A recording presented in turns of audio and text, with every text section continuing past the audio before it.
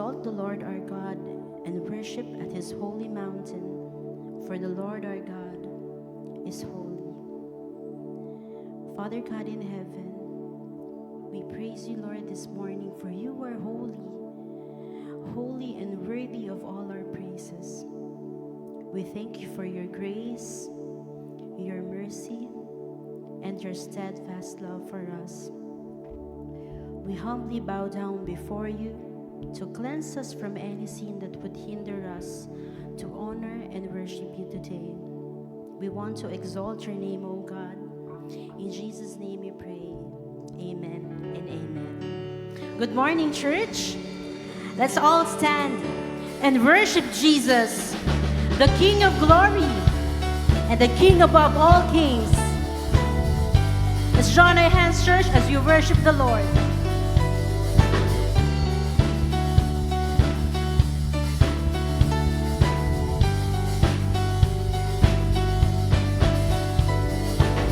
Who breaks the power of sin and darkness, whose love is mighty and so much stronger, the King of glory, the King above all kings, who shakes the whole earth with holy thunder and leaves us breathless in awe and wonder, the King of glory, the King above all kings. This is amazing grace. This is amazing grace. This is unfailing love, that you would take my place, that you would bear my cross. You laid down your life, that I would be set free. Oh, Jesus, I sing for all that you've done for me. Truly, the Lord is good, and all things come from him. Who brings our chaos back into order, who makes the orphan a son and daughter, the King of glory, the King of glory, who rules the nations with truth and justice, shines like the sun in all of its brilliance, the King of glory, the King above all kings. This is amazing grace. This is amazing grace. This is unfailing love, that you would take my place, that you would bear my cross. You laid down your life. You laid down your life, that I would be set free. Oh, Jesus, I sing for all that you've done for me. Let's sing worthy. Worthy is the Lamb who was slain. Worthy is the King who conquered the grave. Let's sing, church. Worthy is the Lamb who was slain. Worthy is the King who conquered the grave. Worthy is the Lamb who was slain. Worthy is the King who conquered the grave. Worthy is the Lamb who was slain. Worthy, worthy, worthy, Lord. This is amazing grace. This is unfailing love, that you would take my place,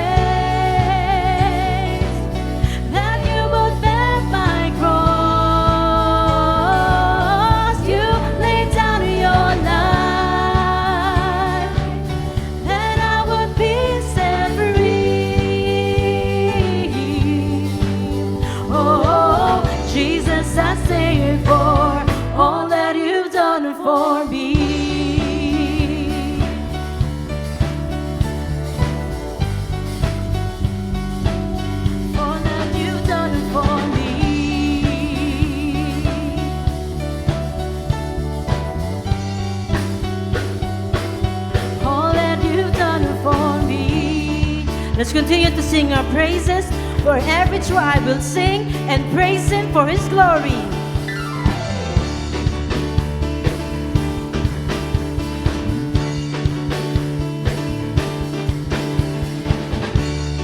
Every tribe will see your glory. Every nation bow before you. All our treasure turn to ashes in the light of you.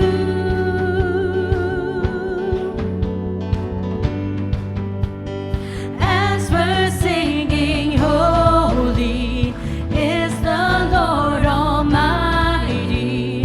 Only you are worthy, worthy of it all. Every tribe will see your glory. Every tribe will see your glory. And every nation bow before you. Every nation bow before you.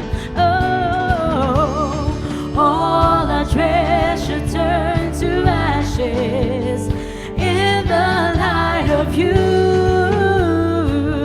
And as we're singing,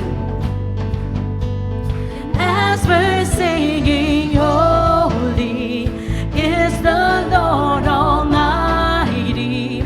Only you are worthy, worthy of it all.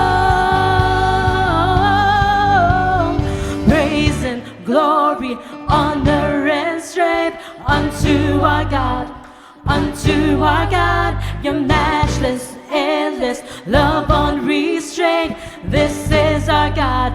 Every tribe sing praise and glory, honor and strength unto our God, unto our God. Your matchless, endless love unrestrained. This is our God. Every tribe sing, there is no one like our God. There is no one like our God. No one. There is no one like our God. There is no one like our God. Wala kang katulad, O Diyos. Wala kang katulad, O Diyos. Wala kang katulad, O Diyos. Way sama kanimo, O Diyos. Way sama kanimo, O Diyos. Awan di kasiyay ka, O Diyos. Awan di kasiyay ka, O Diyos. Wala ka kaangay, O Diyos. Wala ka kaangay, O Diyos. Praise and glory, praise and let's declare, church, honor and strength unto our God, unto our God. Your matchless, endless love unrestrained. This is our God. Every tribe sing praise, honor and strength unto our God, unto our God. Matchless, endless love unrestrained. This is our God.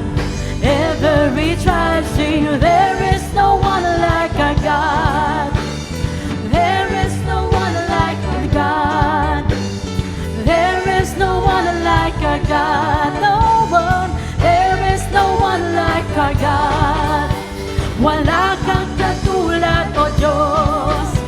Wala kang katulad, O Diyos.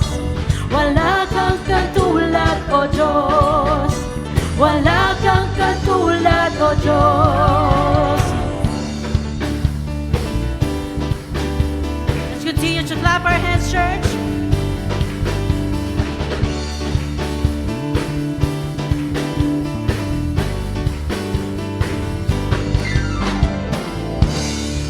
Bigyan natin ng palakpakan ng ating Panginoon dahil tunay nga na wala kang katulad. Amen. At lahat ng iyong lilikha, lahat ng nasa ating sambahan ngayong umagang ito ay magpupuri at itataas ang pangalan ng ating Jesus. Wala nang ibang dakila at hihigit pa sa Kanya. At patuloy nating awitan ng ating Panginoon na tunay na nagmamahal sa bawat isa sa atin. At anuman ang panahon,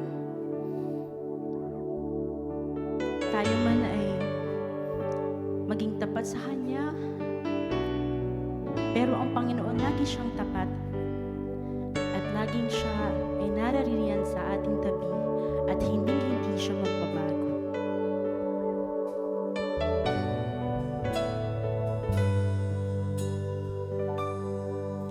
O Diyos, Ikaw ang tunay na dakila sa mundo. Ikaw ang haring nagmahal ng tulad ko. Ginawa mo lahat, pag-ibig mo ay tapat at wagas. O Diyos, wala nang papantay sa kabutihan mo. Ang ngalan mo'y itataas sa buhay ko. Sundin ang loob mo, iparinig ang nais mo. Sa lahat ng panahon, Diyos ka sa amin. Sa lahat ng oras, nariyan para sa amin. Panginoong Yesus, purihin ka. Dakilain ka sa buhay ko, aming Ama. Tunay nga, Panginoon, na napakabuti mo.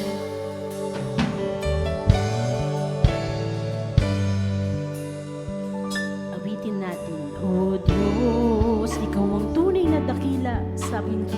Tunay na dakila Tunay nga, sa Panginoon, na walang ibang magmamahal. Ikaw ang haring nagmahal ng tulad ko.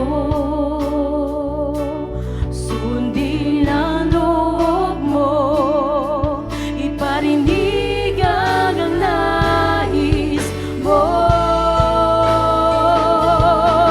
Sa lahat ng panahon, Diyos ka sa amin.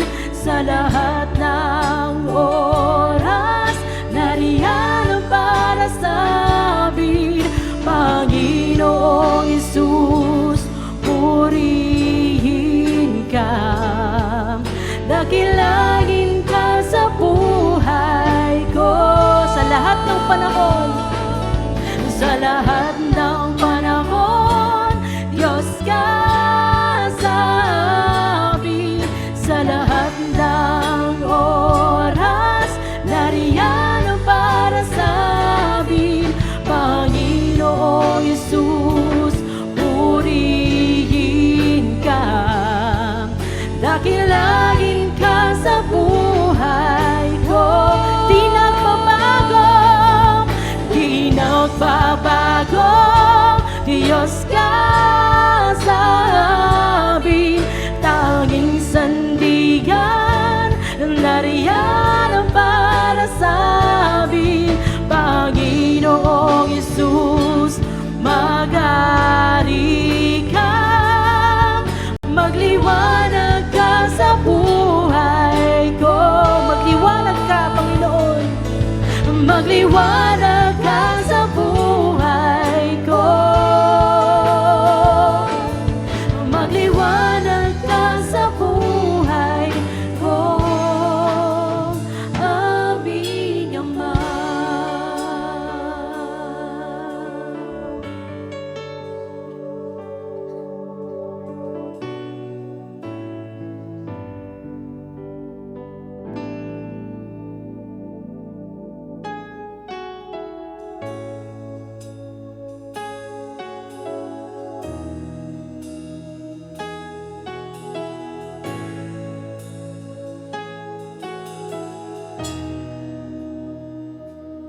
Si Yahweh ang tanging Diyos, may gawa ng lahat ng mabuti. Ang lahat ng nilikha mo'y sumasamba sa iyo. Ang aming bayay pinupuri ka, itinataas, dinadakila. Ang aming puso ay isang umaawit sa iyo. Mapalad ang bayan na iyong ipinukod. Mapalad ang bansang sa'yo lamang sumusunod. Maghari ka't mandahan sa aming pagpupuri. Ikaw lang, O Diyos.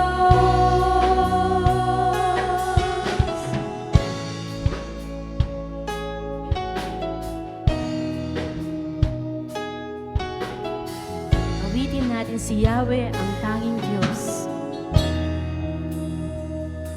Si Yahweh ang tanging Diyos, may gawa ng lahat ng mabuti. Ang lahat ng nilikha mo'y sumasamba sa iyo. Ang aming bayay pinupuri, itinataas, dinadakila,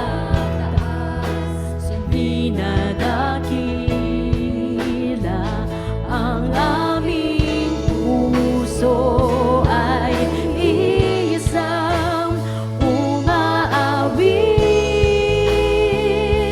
sa iyo.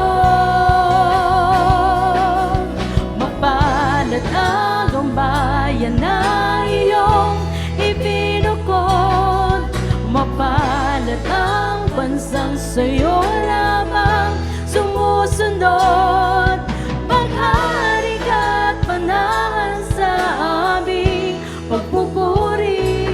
Ikaw lang, O Diyos.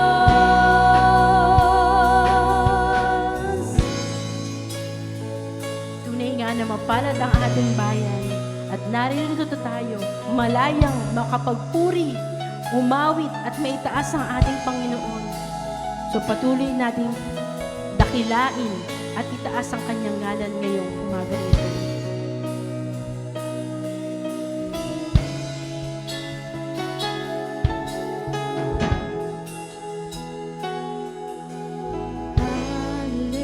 Hallelujah, hallelujah. Pinupuri ka namin. Hallelujah, hallelujah.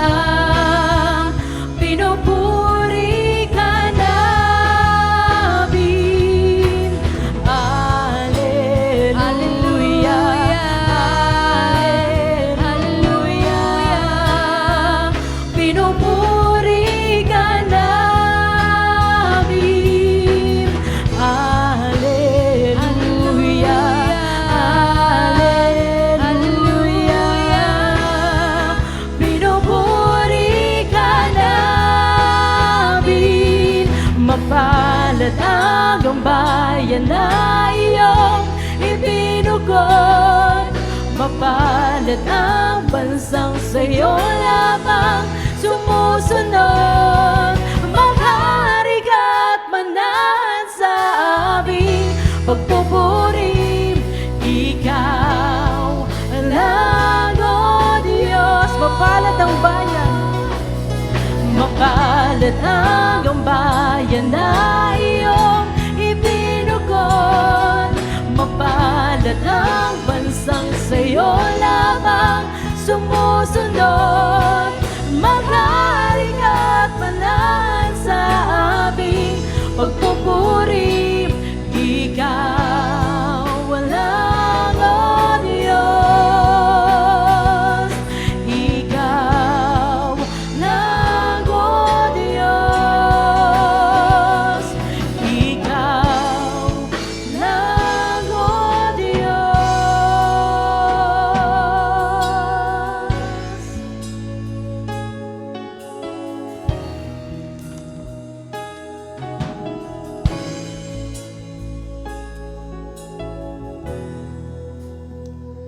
Tunay nga po na ikaw po ang aming Diyos. Ano man po ang sitwasyon ng aming pong buhay at bayan, nananatili ka po, O Diyos, na may hawak ng lahat. Ikaw po ay may control. Hindi po mahadlangan ang iyo pong mga anak sa pagpupuri at pagpapasalamat sa iyo, Panginoon. Salamat sa umagang ito na kami po ay nagtitipon at sama-sama, Panginoon, na itataas ang iyong pangalan at papupurihan ka namin. Lord God, we praise you and we thank you for your continued unconditional and unrestrained love. We ask, Father, that you will continue to show your strong hand upon your people just like what you did to your nation of Israel. Lord, we claim your faithfulness in the lives of your people. As we worship you this morning, Lord God, make your presence, your power be a reality in the experience of each one of us and each family represented here today. We pray this in Jesus' name. Amen and amen. It's a blessing to see all of you. And right now, I would like for us to turn around and just greet our brothers and sisters around you. Please do not take your seat without greeting at least 5 people.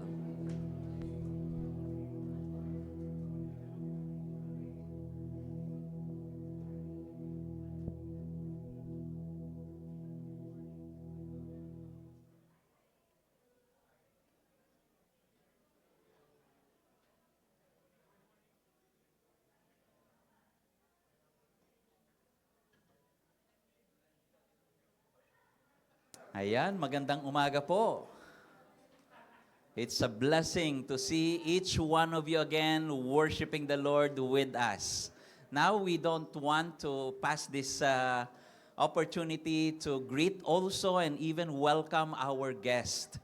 If you have come here for the first time, ngayon lang po namin kayo nakasamang muli, or even matagal na po namin kayo hindi nakasama, gusto po namin kayong i-welcome pong muli. Pwede po ba mahilingan po na tumayo po kayo kung kayo po ay guest namin? Gusto lamang po namin kayo ma-acknowledge at mabati po. And even to extend a warm GCF Northwest welcome. Ayan po, yung ating pong mga kapatiran, pwede pong paki-extend yung inyo pong greetings and handshake po sa ating pong mga bisita po at mga kaibigan po ngayong umaga.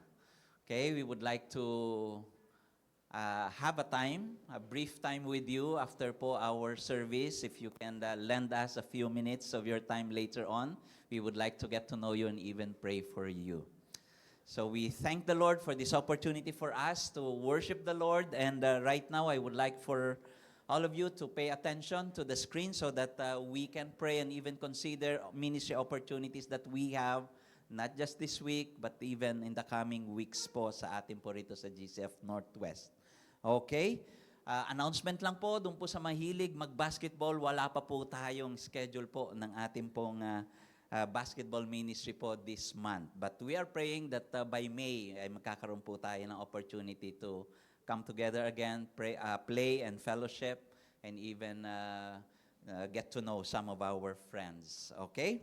So, on May 10, alam niyo po ba kung kailan yung May 10? Ano po yung May 10? It's a Mother's Day. So, we would like to have a special worship celebration po on that day. May 10 po yon. Huwag po kayong mawawala. Kung mayroon pa kayong mga nanay, pwede nyo po silang imbitahin dito para makasama po natin sa ating pong pagsamba sa ating Panginoon. And we give special celebration din po sa kanila pong araw. Okay? So, marami pong salamat. There's also an upcoming IDMC. Ito po yung Intentional Disciple Making Churches Conference po sa Davao. Okay? Meron po ito sa June 5. Ito po yung Leadership Summit. Whole day po yan. June 5 po sa Davao. If you can book your flight and have an accommodation po, we would like to see you there. June 5 po yan para po sa Leadership Summit. And then the following day, it's also for Next Gen, Slaying Your Giants. So parehas po, 500 lang po yung registration nila. So ipagpipray lang natin at ipagpipay yung ating pong mga flight po and accommodation or even po yung expenses natin for those days. Okay po? So we would like you to pray for this and consider if you would like to join and attend this IDMC po. Wala po sa slide natin pero June 12 po, mark your calendar, that's a holiday po. June 12 po, meron din pong IDMC po sa Manila po, sa GCF South Metro po gagawin po yun. 1,500 naman po yung ating ano po doon, registration fee. Okay? So, i-announce po natin yan sa mga succeeding Sundays po natin. Okay? Those are opportunities for us to pray and consider ministry opportunities. Right now po, we thank the Lord and rejoice together with what the Lord has done through the church, mga thanksgiving po natin sa mga ministries po natin. And I would like for us to look at some of the pictures po that we have. Yan po. Yan po yung mga pasalamat po natin sa Panginoon this month of April. At tunay nga po, mabuti po ang Panginoon at patuloy niyo po tayong binibigyan ng pagkakataon para po maka-minister, maka-reach out and even fellowship with our family and friends. Right now po, let's prepare our hearts as we offer to the Lord and give to Him yung offering po natin, yung tithes and offering natin. Okay? But before that, I would like for us to read Exodus chapter 22, verses 29 and 30. Sabi po rito, "You shall not delay to offer from the fullness of your harvest and from the outflow of your presses. The firstborn of your sons you shall give to me. You shall do the same with your oxen and with your sheep. 7 days it shall be with its mother. On the 8th day you shall give it to me." Basically po, this passage tells us or addresses the timeliness and the fullness of our offering to the Lord. God was giving a specific instruction on how the Israelites would offer to Him. Kaya binanggit po dyan yung kanila pong produce, yung kanila pong harvest, or even the sons of their firstborn, and even anuman po yung kanila pong mga blessings po. Ito po ay kanila pong i-offer sa ating Panginoon. God encourages His people even today for us to offer to Him fully in a very timely manner. At alam po natin, pagka ganun po ang ginawa natin, we please the Lord and we honor Him with what we offer Him. Our bank details will be flashed on our screens, and meron din po tayong mga offering boxes po sa side po ng ating hall, and you may choose whichever is convenient for you to give. So, ngayon po ay bago po tayo magbigay, gusto ko lang po magpasalamat po tayo sa Panginoon sa pagkakataon na ito. Lord God, we praise you for you are our God who never fails to bless your people. Noon pa man, Panginoon, at hanggang ngayon, at alam po namin, ikaw po ay tapat sa kinabukasan. Kaya Lord God, accept the offering of your people. May you be honored with what we have decided and freely and willingly offer you today. We pray this in Jesus' name. Amen. Amen. You may now give your offering to the Lord.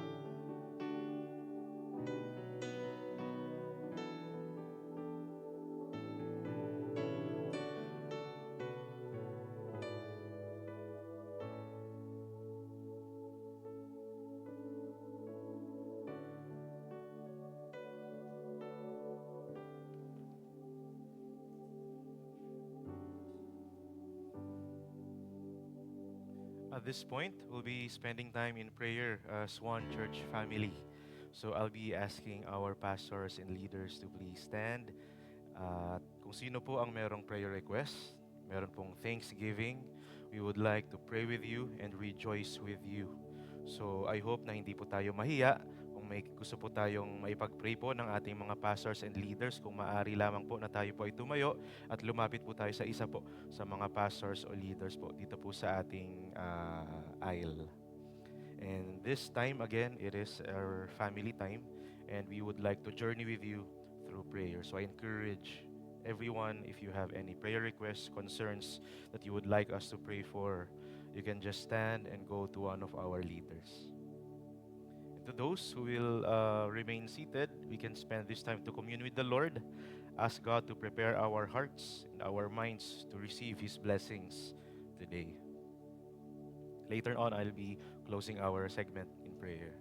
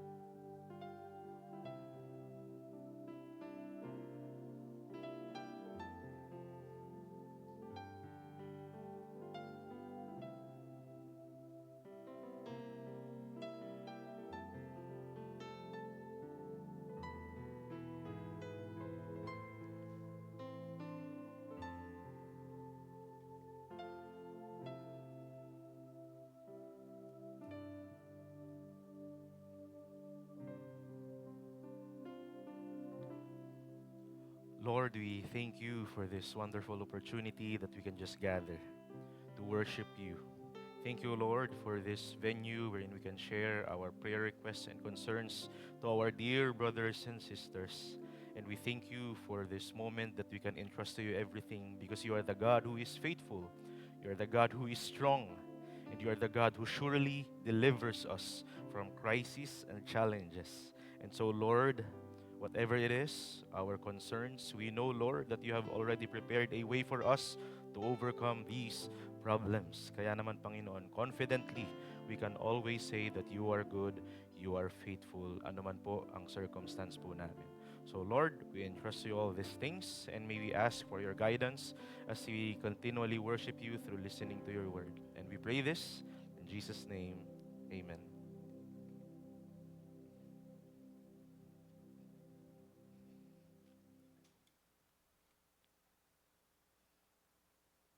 Good morning. In reverence to the reading of God's Word, let's all rise. Our scripture today is found in Exodus chapter 13, verses 1 to 8, from the English Standard Version. Let's all read together. The Lord said to Moses, "Consecrate to me all the firstborn. Whatever is the first to open the womb among the people of Israel, both of man and of beast, is mine." Then Moses said to the people, "Remember this day in which you came out from Egypt, out of the house of slavery, for by a strong hand the Lord brought you out from this place. No leavened bread shall be eaten. Today, in the month of Abib, you are going out. And when the Lord brings you into the land of the Canaanites, the Hittites, the Amorites, the Hivites, and the Jebusites, which he swore to your fathers to give you, a land flowing with milk and honey, you shall keep this service in this month. 7 days you shall eat unleavened bread, and on the seventh day there shall be a feast to the Lord. Unleavened bread shall be eaten for 7 days. No leavened bread shall be seen with you, and no leaven shall be seen with you in all your territory. You shall tell your son on that day, 'It is because of what the Lord did for me when I came out of Egypt.'" May the Lord bless the reading of this word. You may now be seated. Let us prepare our hearts and minds as we listen to God's word this morning through His messenger, Pastor Revin Basalio.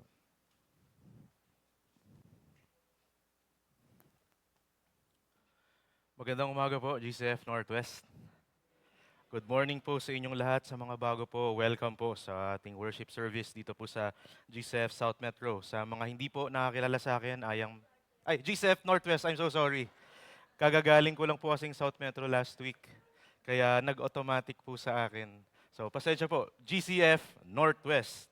Sa mga hindi po nakakilala sa akin, ako po ang nag-oversee ng Next Gen Ministry dito po sa GCF Northwest. Okay. I hope and pray that at this point, ready po tayo na ma-receive po ang blessing ng Panginoong Diyos sa atin ngayong umaga pong ito. Napakasimple lang po ng dapat po natin tandaan. Remember, the word is remember, the strong hand of the Lord. Remember dahil makakalimutin po tayo. At nakita nyo naman po kung gaano po ako malilimutin kanina. Remember the strong hand of the Lord. And I hope and pray that we would intentionally, purposefully, and daily remember the strong hand of the Lord. Simpleng exhortation, pero sana maintindihan po natin ng mas malalim sa sermon po natin yan ngayong umaga. So itutuloy po natin ang sermon series natin based on Exodus. At para po mapaalala sa inyo, dahil baka nalimutan nyo po, so ito po ang ating summary ng Exodus 1 to 12. So chapter 1, Israel suffered persecution dahil natatakot or nathithreaten si Pharaoh sa lumalagong tribe ng Israel. Yung mga Israel po ay ginawa nilang slaves at nagsuffer po sila sa persecution ng Egyptians. Pangalawa po, naawa po ang Diyos, naririnig po ng Diyos ang iyak ng mga Israelita kaya nagpadala at nagprepare po siya ng propeta. Pangalan niya po ay si Moses. At chapter 4, pinakita ng Panginoong Diyos ang kanyang kapangyarihan kay Moses. Dahil si Moses mukhang aatras sa responsibilidad niya bilang propeta ng Panginoong Diyos. So pinakita niya ang kapangyarihan niya para magkaroon ng confidence si Moses at the same time makita ni Pharaoh kung sino ba yung Diyos na kinakalaban niya. Kaso, chapters 5 to 6, napaka-stubborn po ni Pharaoh. Pharaoh hardened his heart kahit nawi-witness niya na po yung signs and miracles po ng ating Panginoong Diyos. At dahil sa sobrang kulit niya, chapter 7 to 11, nagkaroon po ng judgment through plagues. So, 10 plagues po ang pinadala ng Panginoong Diyos. At pang-anim, the night of the Passover. Ang last plague po, namatay po lahat ng firstborn ng Egyptians. At na-spare po ang firstborn ng Israel. Bakit? Dahil sila po ay nag-sacrifice ng lamb. Yung dugo ay nilagay po nila sa doorpost. Kaya naman nung dumating ang Diyos para i-destroy ang mga firstborn, nag-Passover lang sila doon sa may mga dugo ng sacrificial lamb. Kaya siya night of the Passover at ngayong Exodus 13 sa wakas natapos na po ang mga plagues ng Israel. Dahil napakarami pong nangyari, kaya ito po, simpleng paalala lang po sa atin. Again, chapter 13, at least for this moment, natigil na po ang paghihirap ng Israel sa Egypt dahil sila po ay nakaalis na. At alam nyo po, kapag ang buhay minsan nagiging komportable, ang buhay kapag sumasarap, masagana at maginhawa, ang isang kalaban naman natin dyan, pag ganyan ang buhay natin, ay minsan nare-relax tayo ng sobra. Pag nare-relax tayo ng sobra, ay minsan nakakalimot po tayo. So, warning po to sa atin. When life is smooth and easy, we tend to forget. Marami pong kaso or sitwasyon na nakakalimot po tayo. Pero isa po doon, kapag tayo ay nakakaranas ng masarap, masagana at maginhawang buhay. Sa tuwing nagbabike po ako, lagi po ako dapat nag-update sa asawa ko kasi concerned siya kung saan man ako mapunta. Pag nagbabike po ako, marami po kami minsan, madalas. At laging ang last stop over namin ay kainan. Yun po ang isa sa mga pinaplano kapag magsa-start ka magbike. Saan kayo kakain? At minsan, maganda yung view. Uupo lang kami para mag-almusal, magkape, magkwentuhan, at mag-relax. At minsan, dahil nare-relax, nalilimutan ko ang responsibilidad ko na mag-update kay Hana. At kapag nangyari yon, pag uwi ko sa bahay, iba na yung itsura ng aking asawa. So, example lang yun mga kapatid. When life is smooth and easy, we relax and we tend to forget.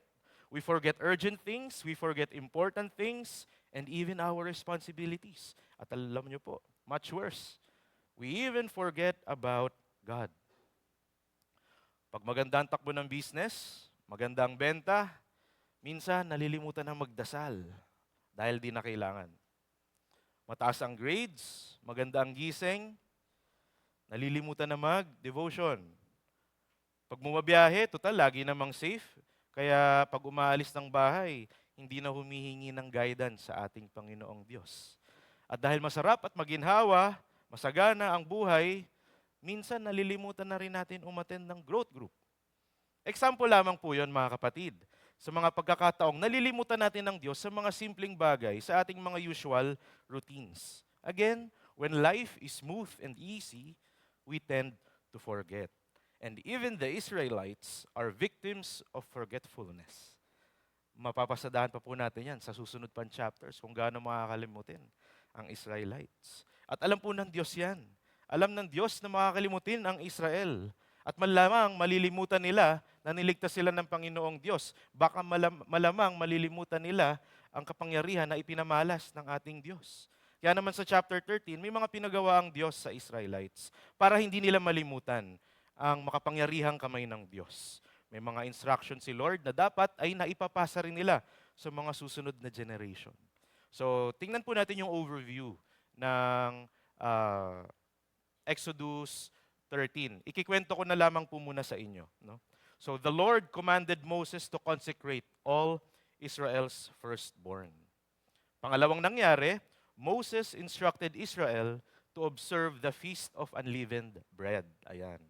Tapos, yung sinabi ni Lord kay Moses na i-consecrate yung firstborn, sinabi naman ni Moses sa mga Israelites. Ang pinakalas na nangyari, kung familiar kayo sa storya, si Lord ay sinamahan ng Israel by leading them sa way papunta sa Promised Land, at ang ginawa po ng Diyos, nilid niya po yung Israel by a pillar of cloud sa umaga and pillar of fire by night. So sinusundan yun ng mga Israelites.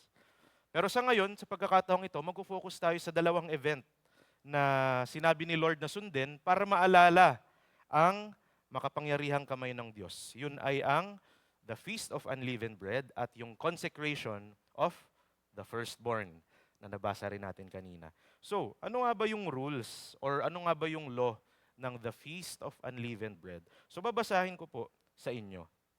Dahil simple lang naman po yung law na nakasulat dito. 7 days, you shall eat unleavened bread, and on the 7th day, there shall be a feast to the Lord. Unleavened bread shall be eaten for 7 days. No leavened bread shall be seen with you, and no leaven shall be seen with you in all your territory. You shall tell your son on that day, it is because of what the Lord did for me when I came out of Egypt.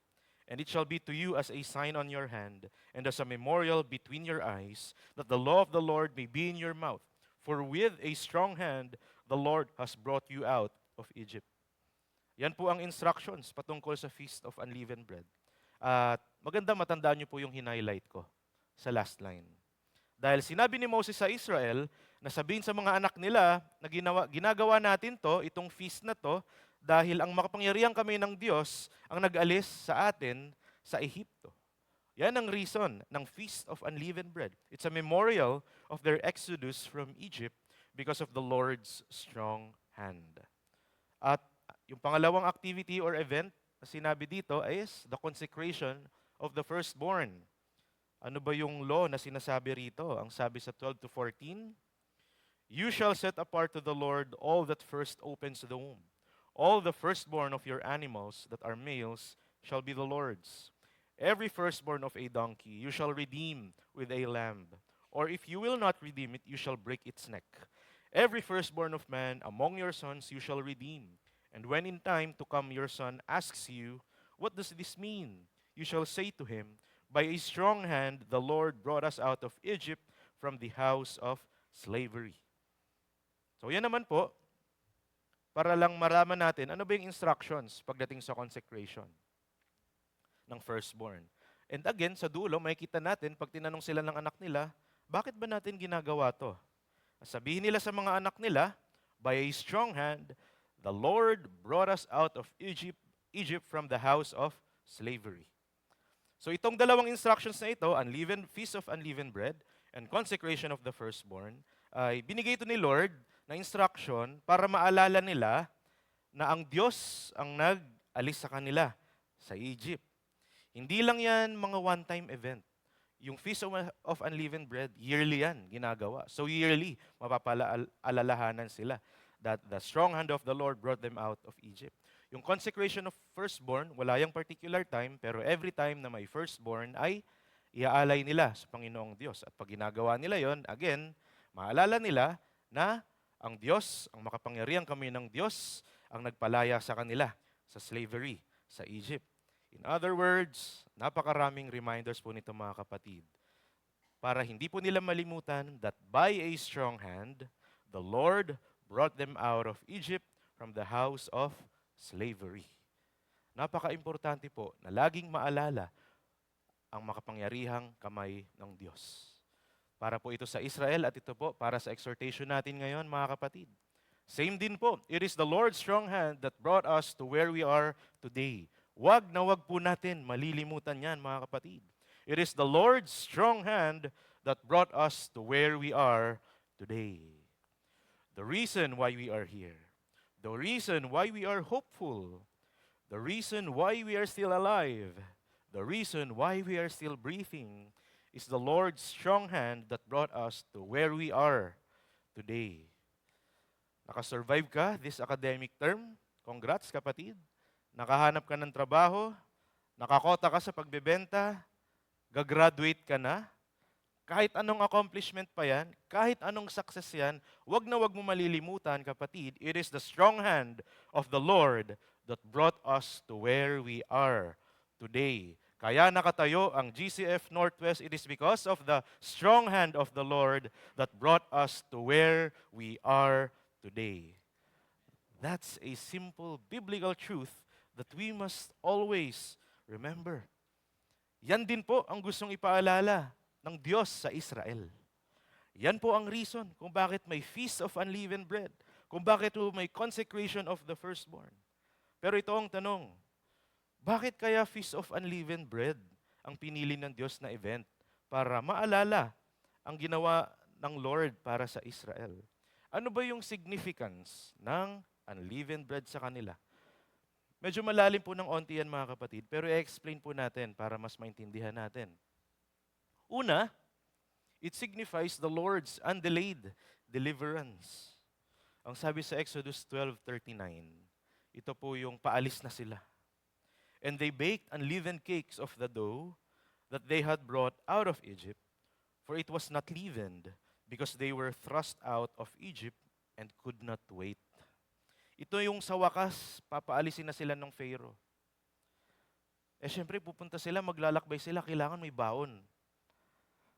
So nag-bake sila, nagluto sila ng tinapay. Di ko alam kung paano ginagawa yon. Pero ang alam ko lang, hindi na sila nag-include ng kahit anong mix pa sa binibake nila para mabilis maluto or mabilis matapos. Hindi na nila to nilagyan ng pampaalsa. So yun yung Tagalog ng leaven. Pampaalsa. Ayon sa aking research, kapag walang leaven or pampaalsa ang tinapay, tapos na po yan 20 to 30 minutes. Pero kapag meron pong halo na yeast or leaven or pampaalsa, umabot po yan ng 1 to 2 hours. Mamaya nyo na lang po ako i-correct kapag mali po ako. Pero ang punto ko po dito, mas matagal po gawin ang leavened bread kumpara sa unleavened bread.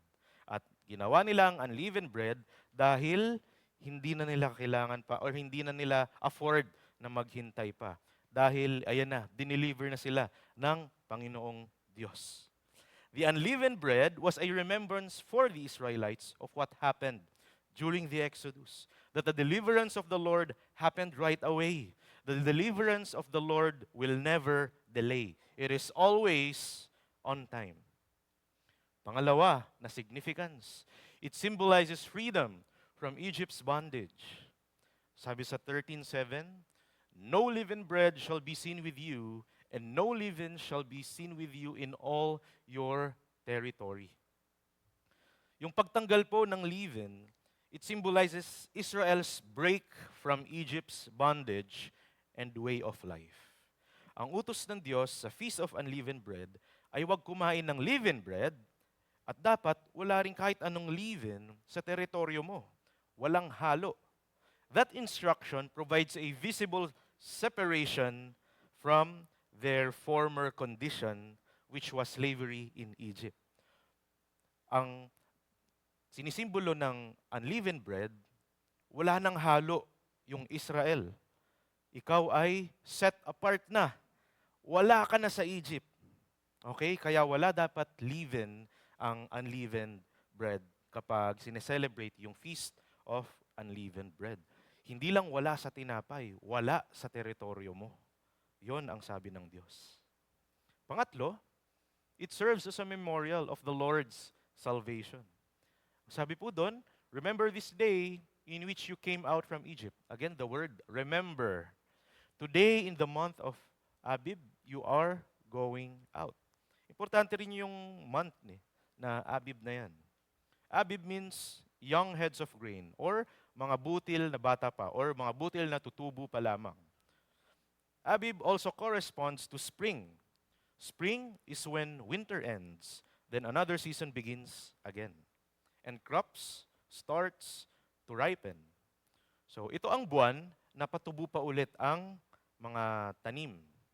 This is the month of new beginnings. So God brought Israel out of Egypt during the month of Abib to show that the old life in Egypt is ending and a new life or a new beginning is happening.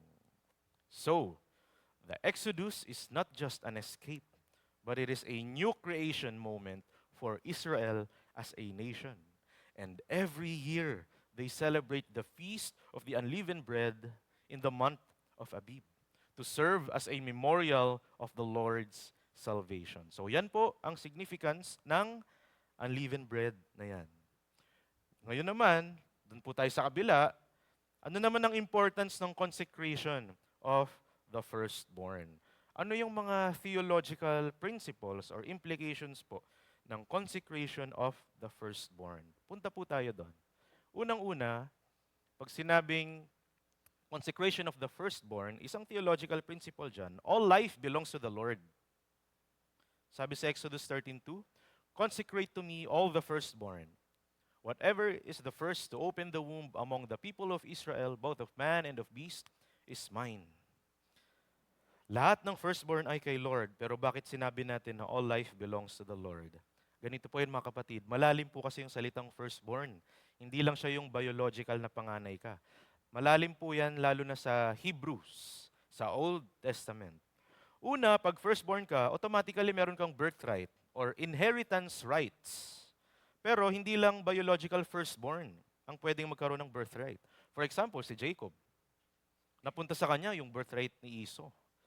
In other words, yung firstborn privilege, pwede yang maibigay sa hindi panganay, sa hindi firstborn. Actually, kahit hindi ka mag-anak, mga kapatid, pwede magkaroon ng birthright. Kapag legally adopted ka ng isang family, pwede mo rin makuha yung inheritance rights mo ng pagiging firstborn, kahit adopted ka lang.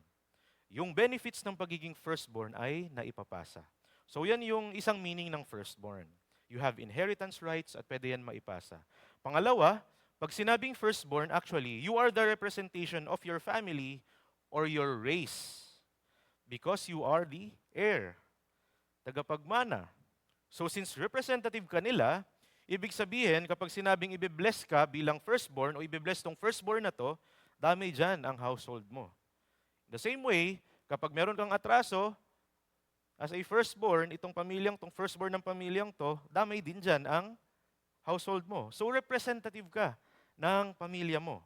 Kaya kapag sinabing lahat ng firstborn ay kay Lord, ibig sabihin, lahat ng nire-represent ng firstborn ay kay Lord. Tao man yan, beast man yan, lahat ng creature na nire-represent ng firstborn ay kay Lord. So sa Old Testament pa lang yan, na meaning ng firstborn. Iba pa yan kapag kay Jesus Christ, na hindi ko na i-discuss pa sa ngayon. Sa ibang pagkakataon siya. So again, as firstborn, you have inheritance rights and you are the representative of your family or your race. Kaya nung sinabi ni Lord na lahat ng firstborn sa Kanya, ibig sabihin nun, lahat ng creatures ay sa Kanya. All life belongs to Him.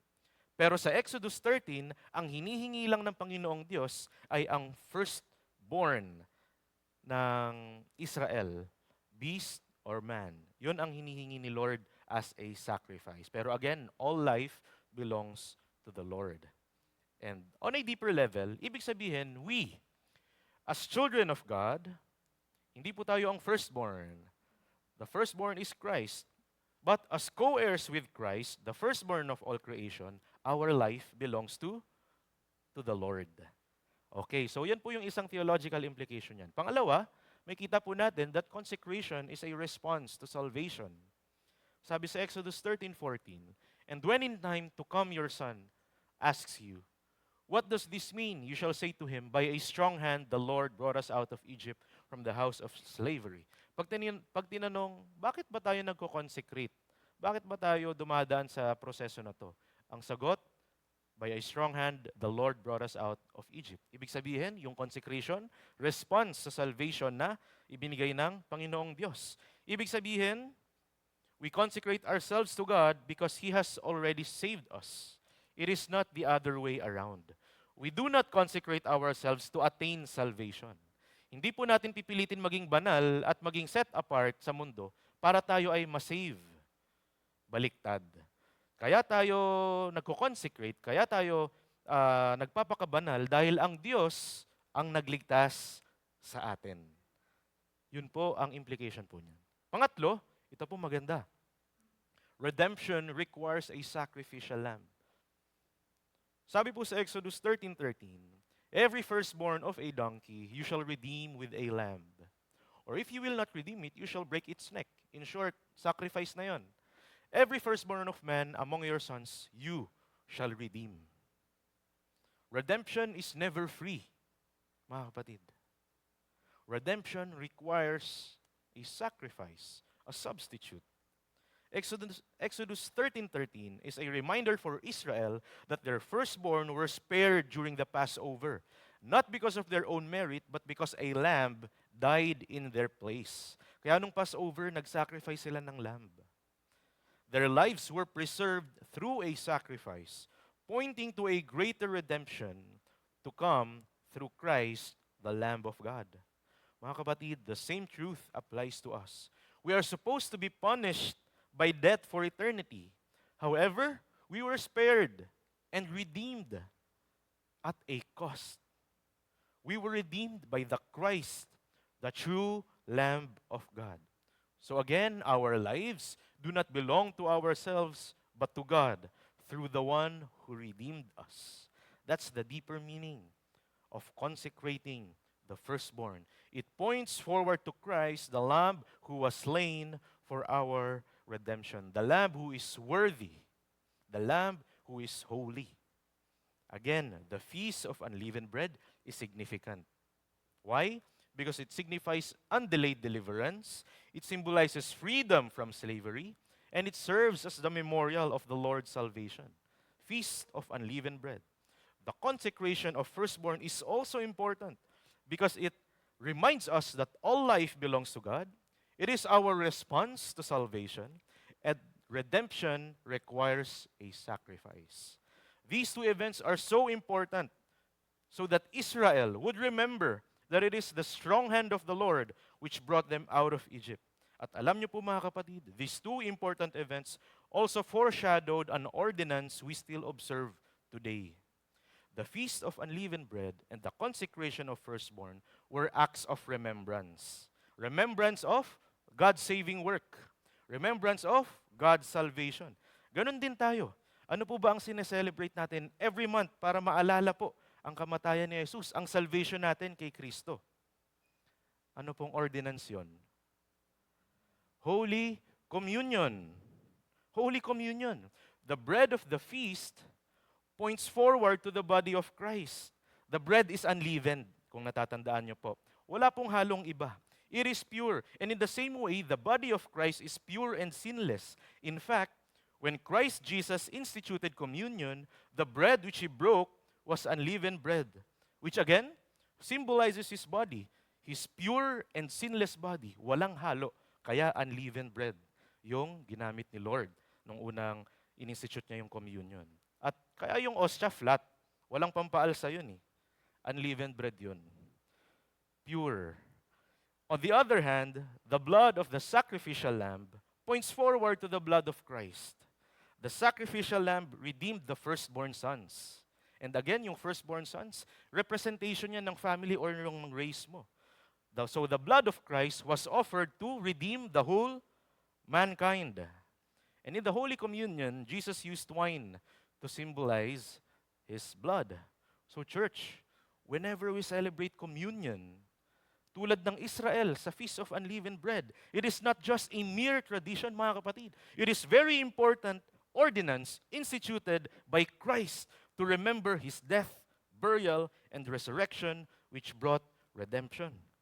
Holy Communion is a remembrance of the Lord's strong hand that brought salvation through Christ.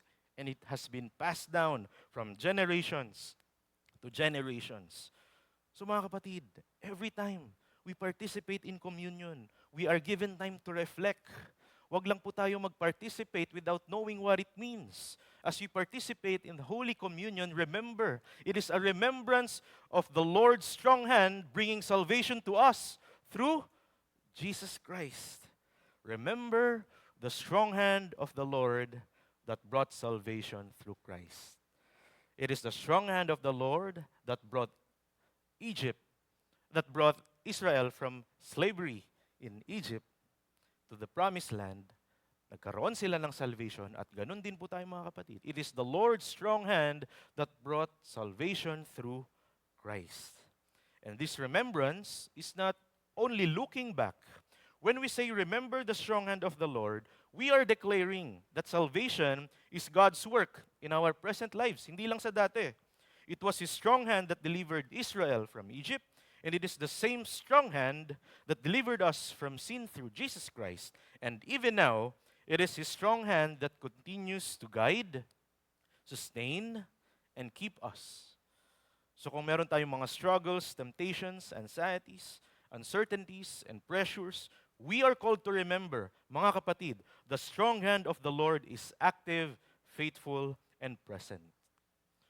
Church, as we face each day, remember, again, the strong hand of the Lord that brought salvation through Christ. And trust Him to carry us through every season we are in today. At marami pong benefits yan. Remembering the Lord's strong hand is the key to passing the faith to the next generation. Ang sabi po sa 13:8, you shall tell your son on that day, it is because of what the Lord did for me when I came out of Egypt. Kaya po natin ginagawa ito. That's why we remember the strong hand of the Lord. Mga kapatid, you cannot pass down what you cannot remember. Hindi pwedeng puro theory or principles ang ituro natin sa next generation. Dapat natin ituro kung ano yung experience natin sa Panginoong Diyos. Kung gaano natin na-experience ang kanyang kalakasan at kapangyarihan. Kung gusto po natin ma-disciple ang next generation, mga kapatid, we must always remember the strong hand of the Lord. Pangalawa, remembering the Lord's strong hand shapes our actions, thoughts, and speech. Ang sabi doon, it shall be to you as a sign on your hand, between your eyes, and that the law of the Lord may be in your mouth. Sign in your hand, ibig sabihin, what you do must be shaped by God's saving act. Memorial between your eyes, ibig sabihin, what you think and value must be shaped by God's saving act. In your mouth, ibig sabihin, what you say and teach must constantly declare God's saving act. Remembering the strong hand of the Lord shapes our actions, thoughts, and speech. And lastly, remembering the Lord's strong hand produces a lasting testimony of God. Sabi sa 13:10, you shall therefore keep this statute at its appointed time from year to year. Israel was commanded to remember this work year after year, showing that what God has done is meant to be carried forward and not forgotten. So church, kung na-experience mo ang makapangyarihang kamay ng Panginoong Diyos, we are not to be silent about it. Whenever we experience God's power, provision, deliverance, guidance, and grace, let us proclaim, mga kapatid.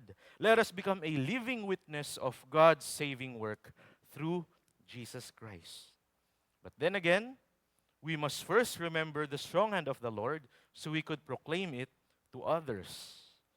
Again and again, church. Ang exhortation po sa atin, remember. Remember the strong hand of the Lord that brought salvation through Christ, because the same strong hand will surely keep us and guide us today, tomorrow, and the years to come. Remember the strong hand of the Lord. At ilan lang po ito sa mga practical steps na pwede natin gawin para maalala natin ang makapangyarihang kamay ng Diyos at hindi natin malimutan. Hindi ko na po kailangan i-explain itong mga to, pero sana po gawin natin ito, mga kapatid. Journal your devotions. Give thanks daily for the cross. Testify to God's goodness. Napakasimple. Pero ang point, mga kapatid, kung ba't natin gagawin to? Para hindi natin malimutan. So that we would always remember the strong hand of the Lord, which brought salvation through Christ, and at the same time, it is still actively working in us today. As I end, today we are called to remember the strong hand of the Lord. Why? Because oftentimes, again, makakalimutin tayo.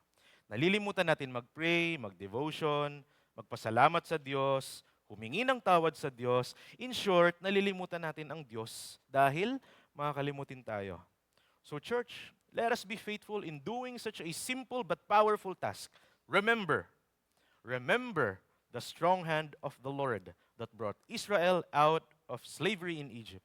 Because that same strong hand brought us out of slavery to sin.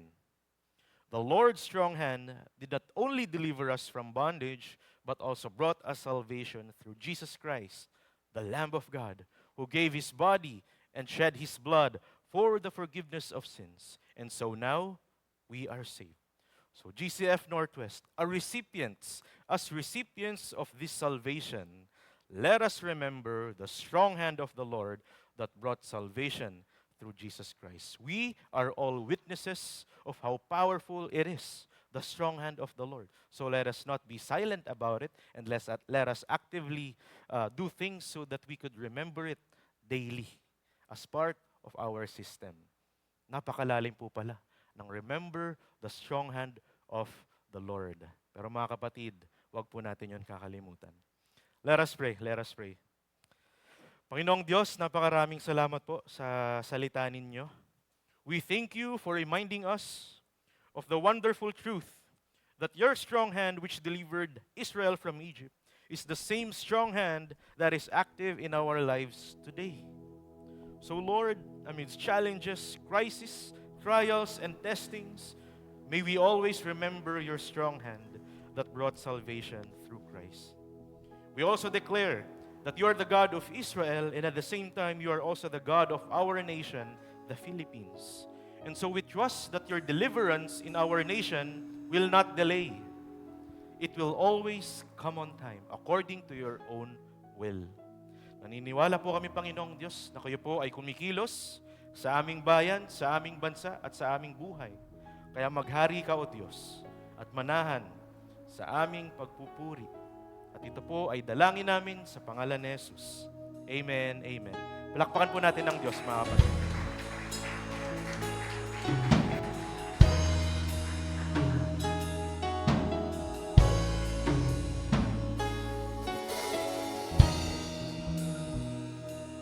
Si Yahweh ang tanging Diyos, may gawa ng lahat ng mabuti. Ang lahat ng nilikha mo'y sumasamba sa'yo. Ang aming baya'y pinupuri ka, itinataas, dinadakila. Ang aming puso ay isang umaawit sa'yo.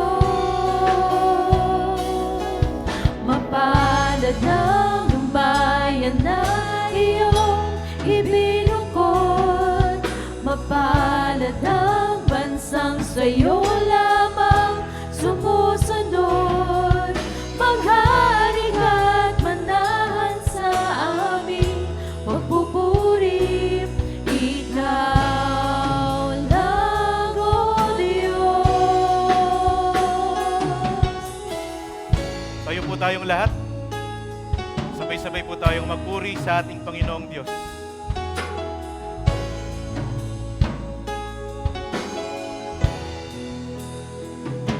Si Yahweh ang tanging Diyos, may gawa ng lahat ng mabuti. Ang lahat ng nilikha mo'y sumasamba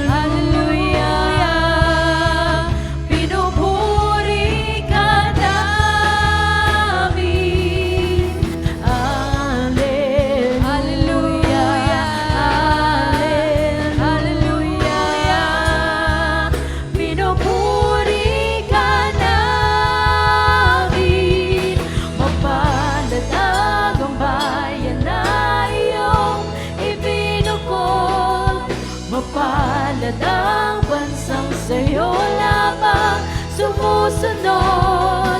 Maghari ka't manahan sa aming pagpupuri. Ikaw lang, O Diyos. Mapalad ang bayan na iyong ibinukod. Mapalad ang bansang sa'yo lamang sumusunod. Maghari ka't manahan sa aming pagpupuri. Ikaw lang, O Diyos. Ikaw lang, O Diyos. Ikaw lang, O Diyos. Panginoong Diyos, patuloy po kaming sasamba at magpupuri sa pangalan ni Jesus. Kayo lamang po ang Diyos ng aming bayan, ang Diyos ng aming bansa, ang Diyos po ng aming mga buhay. At salamat po dahil naranasan po namin ang iyong makapangyarihang kamay. Kaya kami po ay kaya pa naming tumayo, umawit at magbigay puri po sa inyo. So Lord, tulungan niyo po kami na lagi pong maalala kung paano niyo po kami dineliver, Panginoon, sa lahat po ng challenges, sa lahat po ng pagsubok sa buhay. May we always remember the strong hand of the Lord which brought salvation through Christ. Now to Him who is able to do immeasurably more than all we ask or imagine, according to His power that is at work within us, to Him be glory in the church and in Christ Jesus throughout all generations, forever and ever. Amen, amen, amen, amen. Let's sing praise and glory. Praise and glory, honor and strength unto our God, unto our God. Matchless, endless love unrestrained. This is our God. Every tribe sing praise and glory, honor and strength unto our God, unto our God. Your matchless, endless love unrestrained. This is our God. Every tribe sing, there is no one like our God. There is no one like our God. There is no one like our God. There is no one like our God. Wala kang katulad, wala kang katulad, O Diyos. Wala kang katulad, O Diyos. Let's sing, church, wala kang katulad. Wala kang katulad, O Diyos. Wala kang katulad, O Diyos.